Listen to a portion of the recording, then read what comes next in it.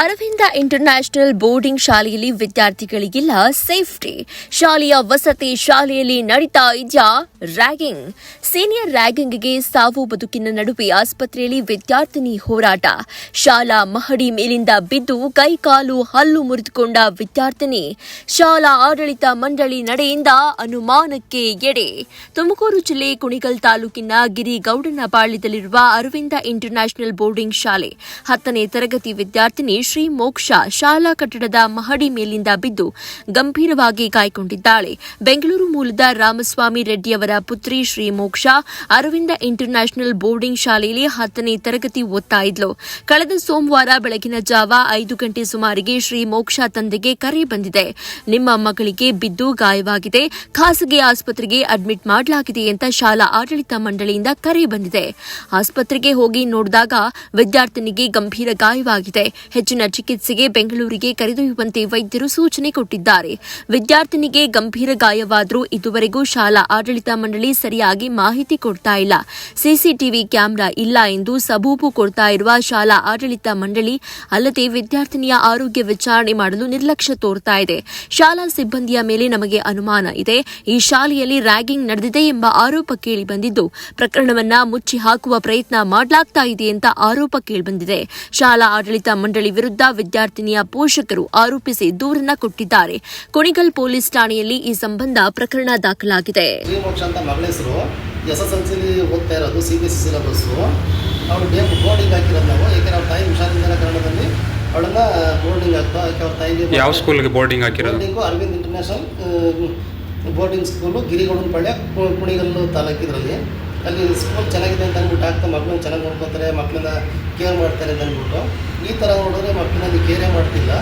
ಮತ್ತು ಮಾನವೀಯತೆಯೇ ಬರೀತಿಲ್ಲ. ಅವ್ರಿಗೆಲ್ಲ ಹಣಕಾಸಿನ ವಿಚಾರ ಬಂದುಬಿಟ್ರೆ ಮಾನವೀಯತೆಯೇ ಇಲ್ಲ ಅವ್ರ ಹತ್ರ. ಆ ಥರ ನಮಗೆ ಇದಾಗಿದೆ. ಬೇರೆ ಮಕ್ಕಳು ಆದರೂ ಮುಂದೆ ಹಿಂದೆ ಆಗಿತ್ತು ಅಂತ ಈಗ ಹೇಳ್ತಿದ್ದಾರೆ. ಈಗ ಕೇಳಿದ ನಮಗೆ ಯಾವುದೂ ಕ್ಯಾಮ್ರಾ ಇಲ್ಲ, ಮತ್ತು ಅವರು ಬಿದ್ದಂಥ ಡ್ಯಾಮೇಜ್ ಆಗಿಸಿದ ಮೊಬೈಲಲ್ಲೂ ಕೂಡ ಒಂದು ಫೋಟೋ ತೆಗೆದು ಕಳಿಸಿಲ್ಲ, ಅಲ್ಲಿ ವೀಡಿಯೋ ಮಾಡಿ ಕಳಿಸಿಲ್ಲ. ಈ ಥರ ಆಗಿದೆ, ಈ ಥರ ಬಿದ್ದಿದ್ದು ಆಟೋ ಕೇಳ್ತಿಲ್ಲ.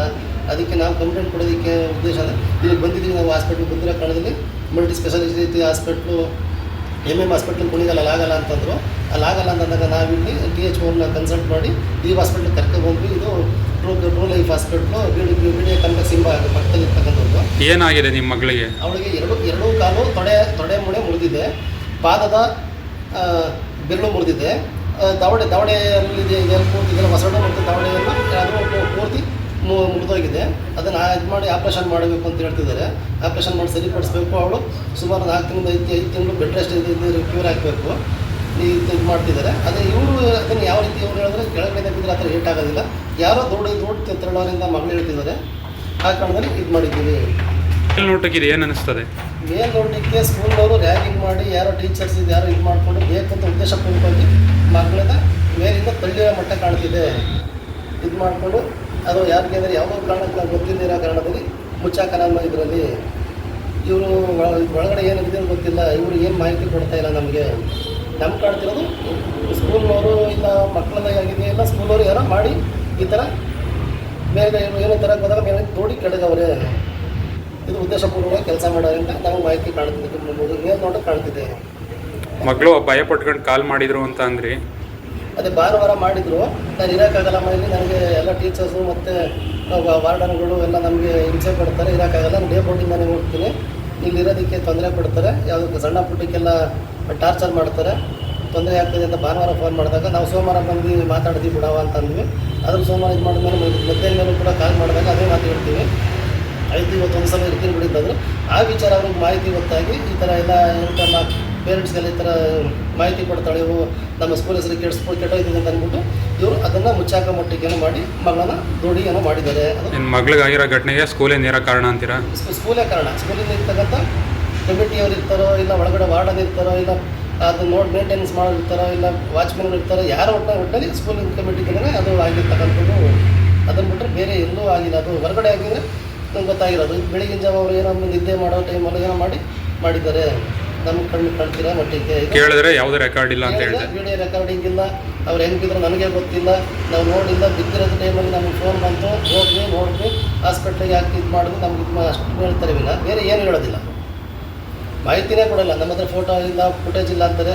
ಬಿದ್ದು ಸ್ಪಾಟಿಂಗ್ ಸ್ಪಾಟಿಂದ ಅವ್ರು ಏನಾಗಿದೆ, ಯಾವ ಥರ ಬಿದ್ದಿದ್ದು, ಈಗ ಅವ್ರು ಬಿದ್ದ ಮೇಲೆ ನೋಡಿದ್ಮೇಲೆ ಅವ್ರ ಹತ್ರ ಮೊಬೈಲ್ ಫೋನ್ ಮಾಡಬೇಕಾದ್ರೆ ಅದೇ ಮೊಬೈಲಲ್ಲಿ ಫೋಟೋ ತೆಗೆದು ಕಳಿಸ್ಬೋದಾಗಿತ್ತಲ್ವ, ಇಲ್ಲ ಅವರವರು ಇಟ್ಕೊಂಡು ನಮಗೆ ತೋರಿಸ್ಬೋದಾಗಿತ್ತಲ್ವ. ಹಾಸ್ಪಿಟ್ಲಿಗೆ ಬಂದಾಗ ಈ ಥರ ಆಗಿದೆ, ವಾಟ್ಸಪ್ಪಲ್ಲೋ ಮಾಮೂಲಿ ಸೋಷಿಯಲ್ ಈ ಥರ ತೋರಿಸ್ಬೋದಾಗಿತ್ತಲ್ವ. ಈಗ ವಾರ್ಡನ್ ಹತ್ರ ಫೋನ್ ಇತ್ತು, ಅವರು ಕೂಡ ವಾಟ್ಸಪ್ ಬಳಸ್ತಾರೆ ಅಂದಾಗ ಅವರು ಒಂದು ಫೋಟೋನ ವಿಡಿಯೋನ ಮಾಡಿ ಕಳಿಸ್ಬೋದಾಗಿದ್ದು. ಬಿದ್ದಂಥ ಜಾಗನ ಯಾವ ರೀತಿ ಬಿದ್ದಿದ್ದಾಳೆ ಅಂತ ಗೊತ್ತಿದ್ದಾಗ ಎತ್ಕೊಂಡಾಗ ಹಾಸ್ಪಿಟ್ಲಿಗೆ ಹಾಕಿದ್ರೆ ಹಾಸ್ಪಿಟಲ್ ಕೂಡ ಸ್ಕೂಲವ್ರು ಯಾರಿಲ್ಲ. ಒಬ್ಬ ವಾರ್ಡನ್ನ ಹೇಳಿ ಬಿಟ್ಟಿದ್ದಾರೆ, ಆಯಮ್ಮ ಸುಮ್ಮನೆ ಕೂತಿದ್ದಾರೆ. ಮೈ ಕೇಳಿದ್ರೆ ಯಾವ ಥರ ಬಿದ್ದು ನನಗೆ ಗೊತ್ತಿಲ್ಲ ಅಂತಂತಾರೆ. ಅದು ನಮಗೆ ಮಕ್ಕಳು ಕೇಳೋಕ್ಕಿದ್ರೆ ಅವಳೀಗ ಎಲ್ಲ ಬಿದ್ದು ಹೇಳ್ತಾ ಇದ್ದೀವಿ. ಅವಳು ಅರಪ್ರಜ್ಞಾವಸ್ಥೆಯಲ್ಲಿದ್ದಾಳೆ. ಅರಪ್ರಜ್ಞಾವಸ್ಥೆಯಲ್ಲಿದ್ದಾಗ ನಾವು ಮಾತಾಡೋಕ್ಕಾಗ್ತಿಲ್ಲ. ಬರೀ ನಾವು ಕಣ್ಣ ನೋಡಿದ್ರೆ ನಮಗೆ ದುಃಖ ಆಗಿ ಮೂಡಿಸ್ಕೊಂಡು ನಾವು ಇದಾಗ್ತಾರೆ, ಬೇಜಾರು, ನಮಗೆ ಮನಸ್ಸು ದುಃಖ ಆಗ್ಬಿಟ್ಟೈತೆ.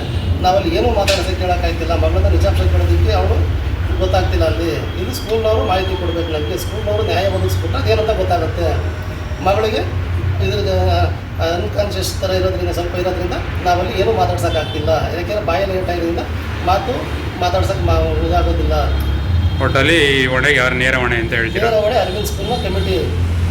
ಈಗ ಚೇರ್ಮನ್ ಇರ್ಬೋದು, ಪ್ರಿನ್ಸಿಪಾಲ್ ಇರ್ಬೋದು, ತಿರ್ಗಿ ಅವರ ಅಧ್ಯಕ್ಷರು ಇರ್ಬೋದು. ಅವರ ಮೇಂಟೆನೆನ್ಸಲ್ಲಿ ಇದೆ ಅಂತಂದಾಗ ಯಾವ ರೀತಿ ನೋಡ್ಕೊಳ್ಬೇಕು ಮಕ್ಕಳನ್ನ. ವಾರ್ಡನ್ಗಳು ಅಲ್ಲಿ ರೆಸ್ಪಾನ್ಸ್ ಮಾಡಬೇಕಾದವರು, ಅಲ್ಲಿ ವಾಚ್ಮನ್ಗಳು ನೈಟ್ ಇರಬೇಕಾಗಿ ನೈಟಲ್ಲಿ ಯಾರು ನೋಡ್ಕೊತಿದ್ರು, ಯಾವ ಥರ ನೋಡ್ಕೊತಿದ್ರು, ವರ್ಷ ನೋಡಿದಾಗ ಈಗ ಯಾಕೆ ಇದು ಮಾಡ್ತಿಲ್ಲ. ಬೇರೆ ಮಕ್ಕಳಿಗೆಲ್ಲ ಈ ಥರ ಆಗ್ತದಲ್ಲ, ಬೇರೆ ಮಕ್ಳಿಗೆ ಆಗದೆ ಇರೋದ್ರಿಂದ ನಾವು ಇದನ್ನು ಕಾನೂನು ಬದ್ಧವಾಗಿ ತಗೊಳ್ಳಿ ಒಂದು ಸ್ವಲ್ಪ ಅಂತ ನಾವು ಎಲ್ಲರೂ ಭೇಟಿ ಮಾಡೋಕ್ಕೆ ಬರ್ತಾಯಿದ್ವಿ. ನಿಮ್ಮ ಹೆಸರು? ನಮ್ಮ ಹೆಸರು ಲೋಕೇಶ್ ಅಂತ. ಅವರ ದೊಡ್ಡಪ್ಪ ಆಗಬೇಕು ಶ್ರೀಮೋಕ್ಷಗೆ. ಅವರು ನಮ್ಮ ಹೆಂಡತಿನ ತಂಗಿ ಮಗಳು. ನಾವೇ ಅದಕ್ಕೆ ನೋಡ್ಕೊಳ್ಳೋದಕ್ಕೆ ನಾವೇ ಉಸ್ತುವಾರಿ ಇರ್ತೀವಿ. ಅವ್ರು ಬಿಟ್ಟು ನಾವು ಬೇರೆ ಇಲ್ಲ.